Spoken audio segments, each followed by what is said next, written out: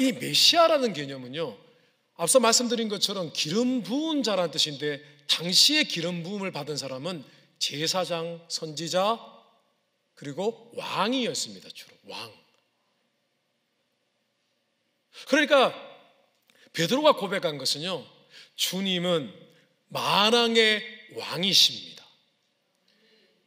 이 이스라엘을 회복시키시는 주인이시고 온 세계 열방을 다스리시는 왕 중에 왕이십니다 라고 고백한 것입니다. 단순히 우리가 생각하는 Savior, 구원자, 그런 의미만 포함하는 것이 아니라 주님은 왕이십니다 라고 고백한 거예요. 그런데 주는 그리스도시요 살아계신 하나님의 아들이십니다 라고 한 것은 예수님의 신적인 권위를 인정한 것이었습니다.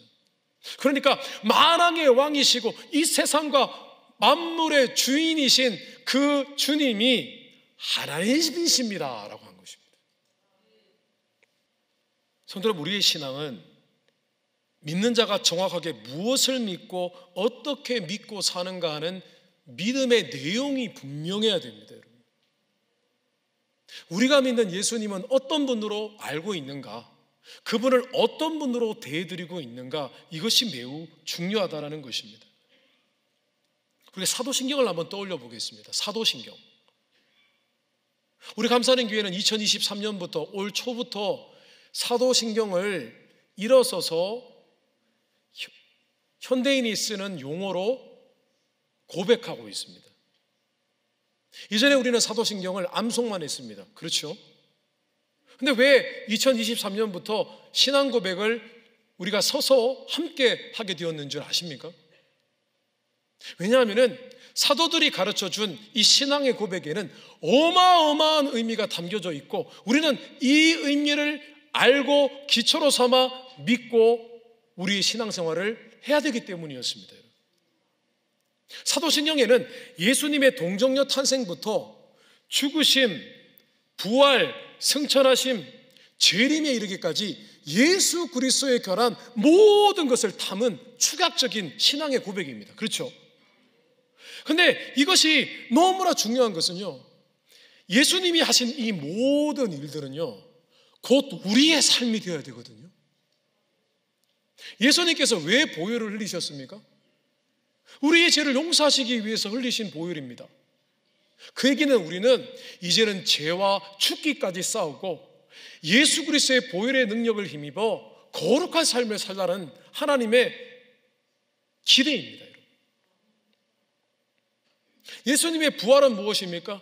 예수님의 재림은 무엇입니까?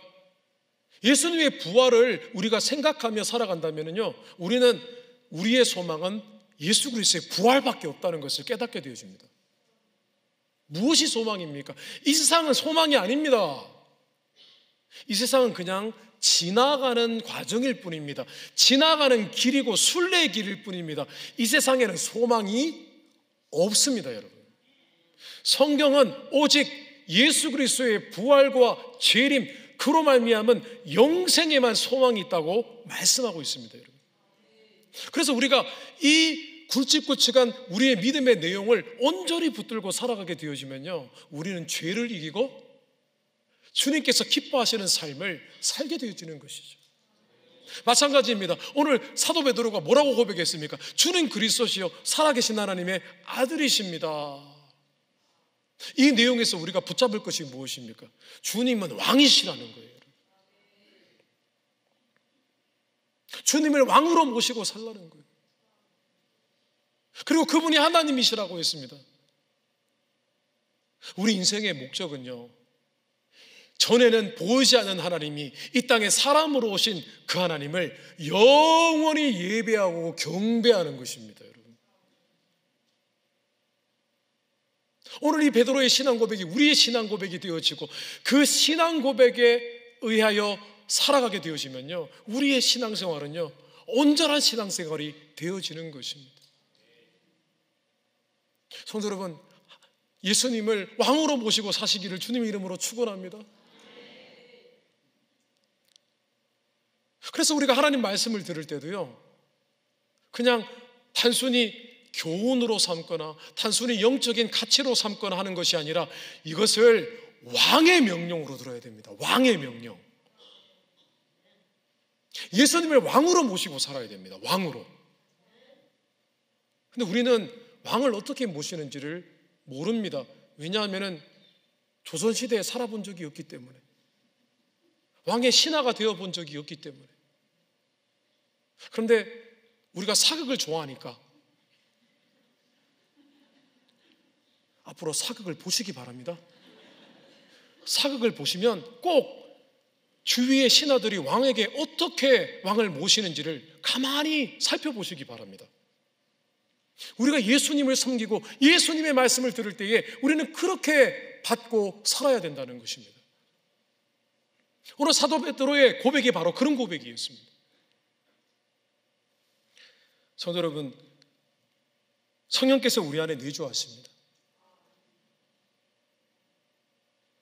성령께서 우리 안에 내주하시는 많은 이유들이 있지만 그 가운데 하나가 무엇이냐면, 성령으로 말미암아 주님이 내 심령 가운데 좌정하셔서 내 심령을 보좌로 삼으시고 나의 왕이 되신 것을 의미하는 것입니다, 여러분.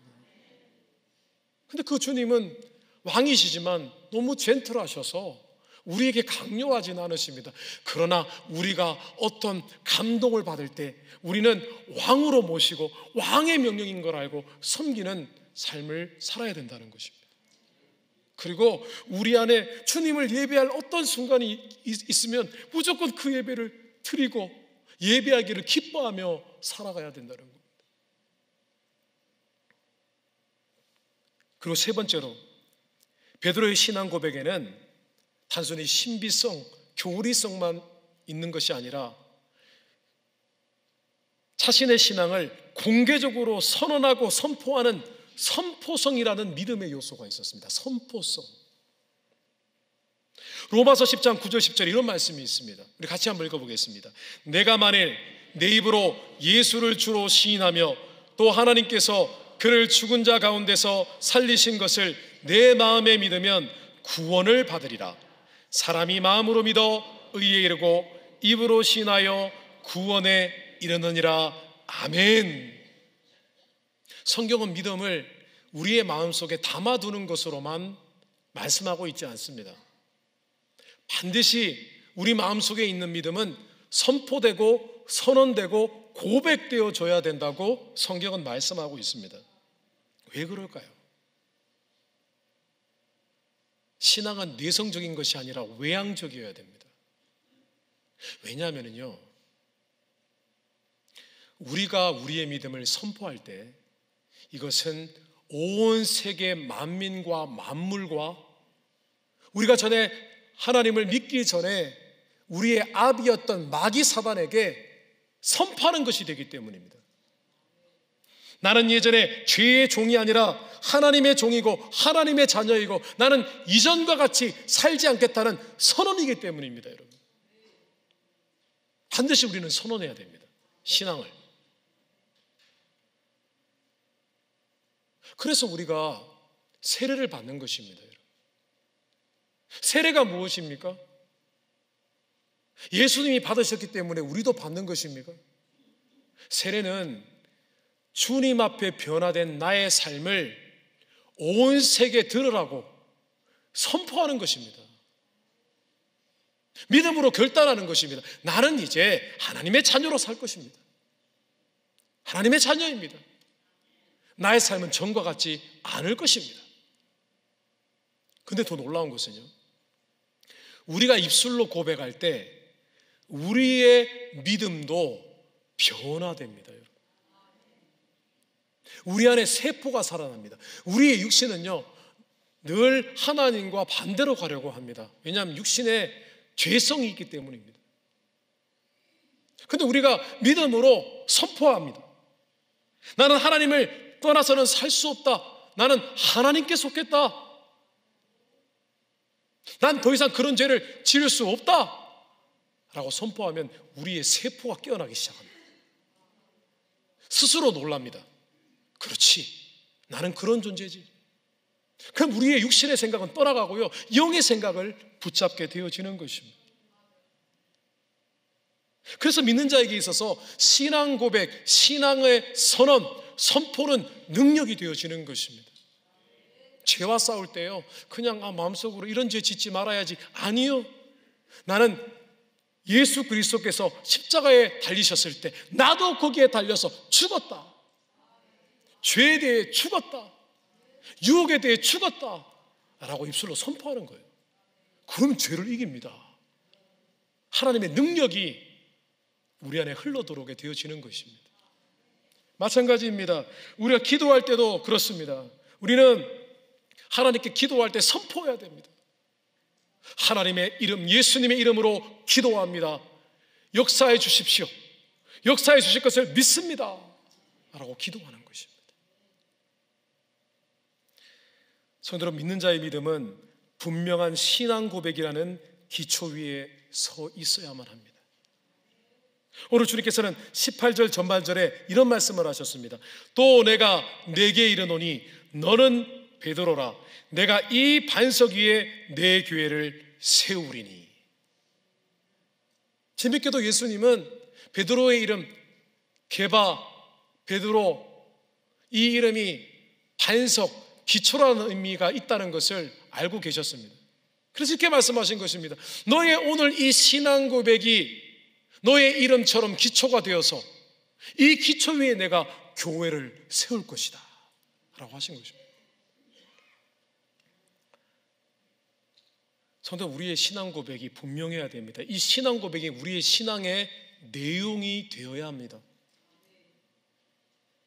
그 신앙 고백에는 신비성이 있었고 교리성이 있었고 그리고 선포성이 있었는데, 그 속에서 우리는 구원의 감격을 누리고 주님을 왕과 주인으로 모시고 살 뿐 아니라 선포하는 믿음으로 우리는 하나님의 역사를 경험하게 되어지는 것입니다. 오늘 이 분명한 견고한 베드로의 신앙 고백이 우리 성도님들의 신앙 고백이 되시기를 주님의 이름으로 축원합니다. 이 기초에 서서 다시 한번 신앙을 새롭게 하시기를 주님의 이름으로 축원합니다. 자, 두 번째로, 오늘 주님께서는 또 다른 우리의 믿음의 기초를 말씀해 주셨습니다. 두 번째입니다. 따라해 보겠습니다. 교회가 그리스도의 몸임을 믿고 따르는 권위 순종. 두 번째 믿음의 기초는 교회를 믿고 따르는 권위에 대한 순종입니다, 여러분. 오늘 이 부분은 굉장히 중요한 말씀이니까 꼭 기억해 두셔야 됩니다. 오늘 주님께서는 단순히 베드로의 신앙 고백만 강조하신 것이 아니라 그 신앙 고백 위에 세우시겠다고 하셨던 교회에 대해서 강조를 하셨습니다. 오늘 18절입니다. 또 내가 내게 이르노니 너는 베드로라. 내가 이 반석 위에 내 교회를 세우리니 음부의 권세가 이기지 못하리라 라고 하셨습니다. 어마어마한 말씀을 하셨습니다. 음부의 권세가 이기지 못하게 될 것인데 그런 교회를 내가 세울 것이다 라고 말씀하셨습니다. 자, 교회는요, 음부의 권세가 이기지 못하는 권세와 능력이 있다는 말씀입니다. 음부의 권세는 뭘까요? 원래 성경 원어로 보면은 이 말씀은 음부의 권세가 아니라 죽은 자들의 영혼이 머무는 곳으로 가는 곳의 문들이라는 뜻입니다. Gate of Hades. 우리 흔히 하데스를 지옥이라고 생각을 하는데 정확하게 지옥이라고 해석하는 사람도 있고 그렇지 않은 사람들도 있습니다만은 어쨌든 죽은 자들이 가는 곳에 들어가는 문들이라는 뜻입니다. 그런데 우리가 아시다시피 성의 문이라고 하면 보통 문지기를 떠올립니다.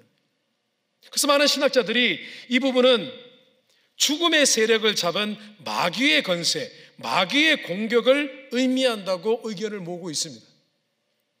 그러니까 교회는 마귀의 공격과 마귀의 권세를 이기는 능력이 있다는 것입니다. 마귀가 무슨 일을 합니까? 영혼들을 멸망시키고 믿는 자들을 넘어뜨리는 일을 합니다. 근데 참 놀라운 것은요, 기독교 교회의 2000년 역사, 물론 그 이전에도 이스라엘 백성들은 구약시대의 광야교회라고 그렇게 성경은 말씀하고 있는데, 어쨌든 하나님께서 교회를 세우시고 난 이후에 교회는 한 번도 무너진 적이 없습니다.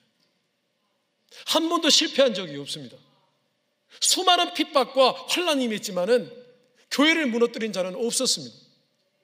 지금도 교회는 계속해서 부흥해 나가고 있는 것입니다. 왜 그렇습니까? 교회는 음부의 권세가 이기지 못하기 때문입니다. 그리고 교회는 지금까지 구원의 방주의 역할을 해왔습니다. 많은 영혼들이 교회의 예배를 통하여, 교회의 모임을 통하여 예수님을 믿고 믿음을 선물로 받게 되었습니다. 교회의 권세가 있는 것입니다.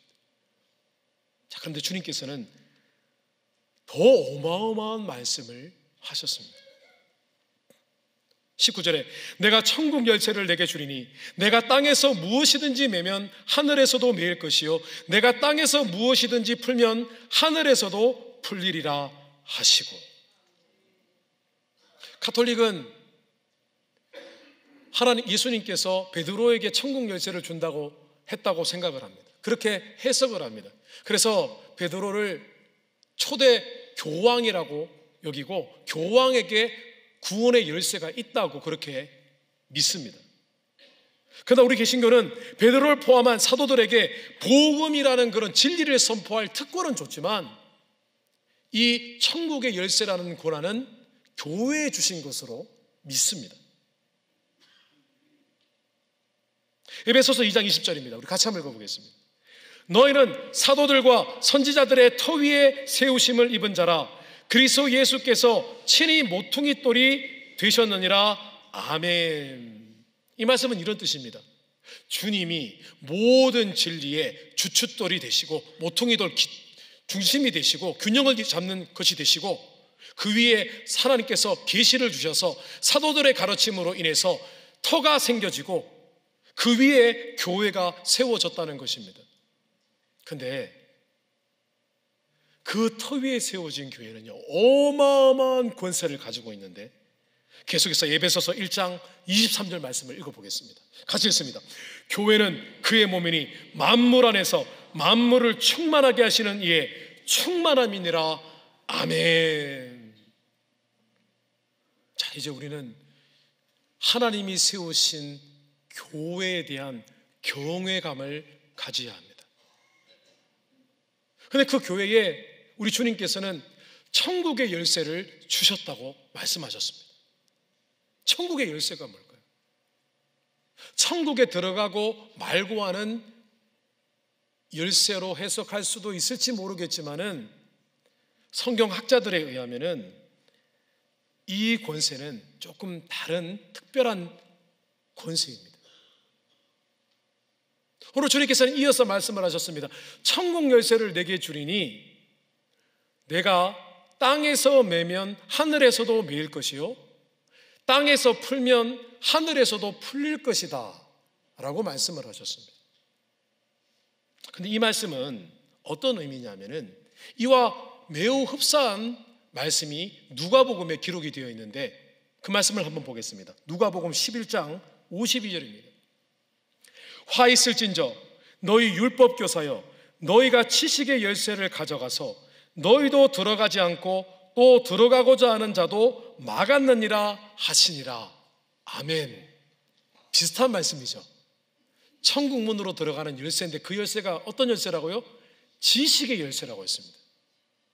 이것은 뭐냐 하면은 예수님 당시에요 율법 교사들이나 당시에 성경, 구약 성경 율법을 가르치는 많은 사람들이 하나님 말씀을 오해해서 추가적으로 그들이 규칙과 교리를 정했습니다.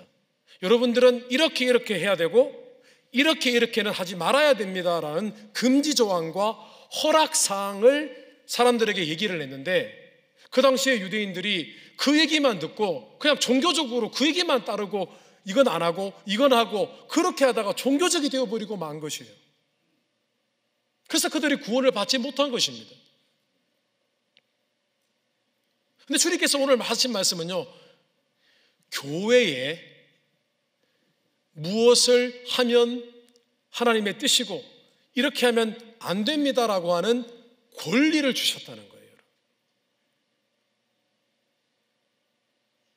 실제로 예루살렘 교회에 그런 일이 있었습니다. 다시 말하면 교회에 무엇이 옳고 무엇이 그름을 분별하고 결정할 수 있는 권리를 예수님이 주신다는 거예요. 초대교회 예루살렘 교회 이런 일이 있었습니다.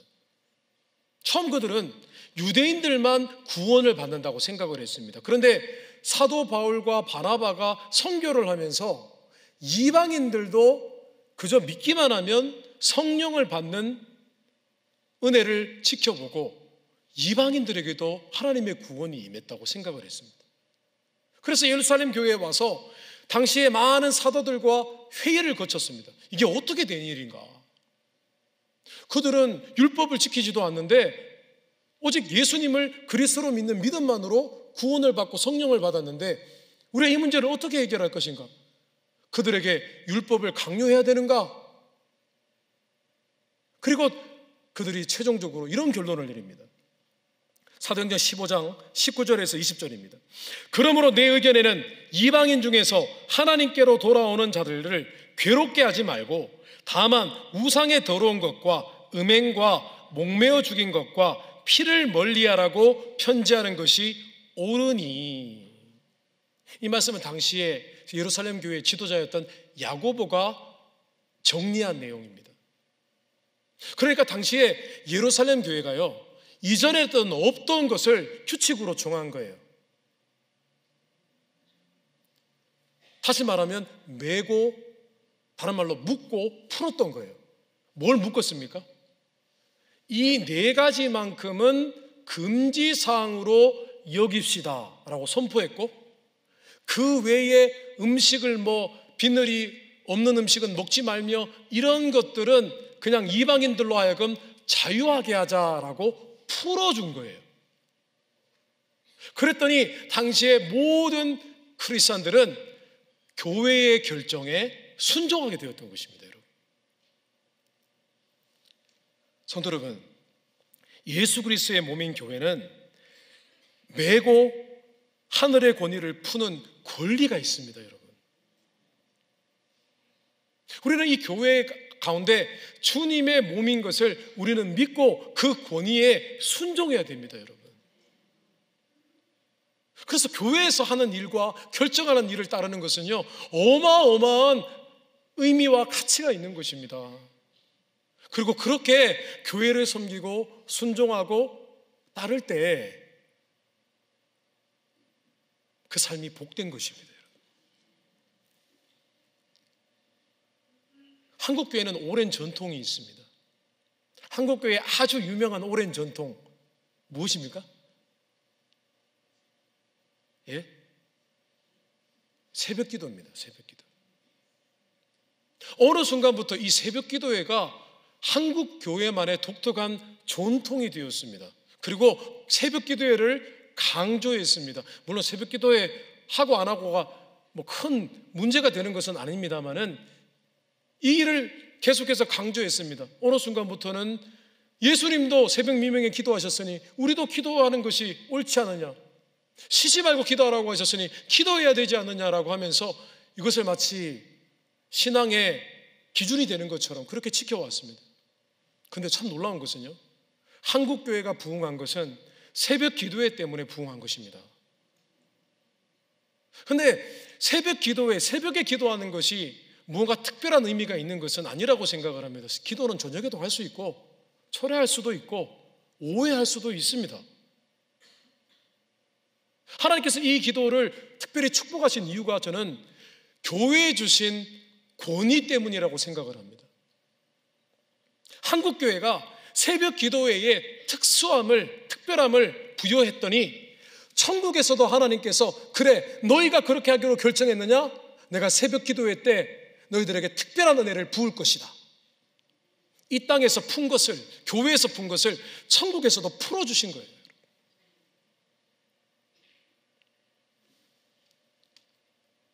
성도 여러분, 우리가 그리스도의 몸인 교회의 권위를 인정하고 순종하는 그리스도 몸 중심의 신앙을 회복해야 됩니다. 우리는 지금까지 교회를 특별하게 생각하지 않았을 수도 있습니다. 그러나 성경은 분명히 말씀하고 계십니다. 천국의 열쇠, 땅에서 매면 하늘에서 매이고 땅에서 풀면 하늘에서 풀리는 그런 권세, 권위를 주셨다고 말씀하고 있습니다. 그래서 우리가 교회를 충성스럽게 섬기는 것은 결코 헛된 일이 아닙니다, 여러분. 우리는 세상에서도 얼마든지 섬길 수 있습니다. 하나님이라 할 수 있습니다. 그런데요, 주님께서는 분명히 말씀을 하셨습니다. 교회가 그리스도의 몸이며 하나님의 권위가 있다고 말씀을 하셨습니다. 그래서 모든 섬김의 기초는 교회를 섬기는 것이어야 됩니다.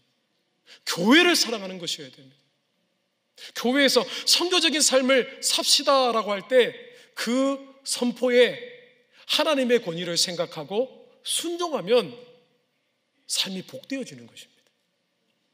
그것을 하나님께서 기뻐하시는 것입니다. 교회가 이렇게 하나님의 권위가 있기에 어떤 신앙인들은 교회에 강력한 하나님의 능력이 함께한다고 그렇게 믿고 있습니다. 교회가 함께 기도할 때 하늘 문이 열린다고 그렇게 말씀하고 있습니다. 요한계시록 5장 8절에 그 두루마리를 취하심에 네 생물과 24장로들이 그 어린 양 앞에 엎드려 각각 검은고와 향이 가득한 금대접을 가졌으니 이 향은 성도들의 기도들이라. 성도의 기도라고 했습니다. 교회가 함께 모여서 합심으로 기도하면 능력이 임한다는 거예요.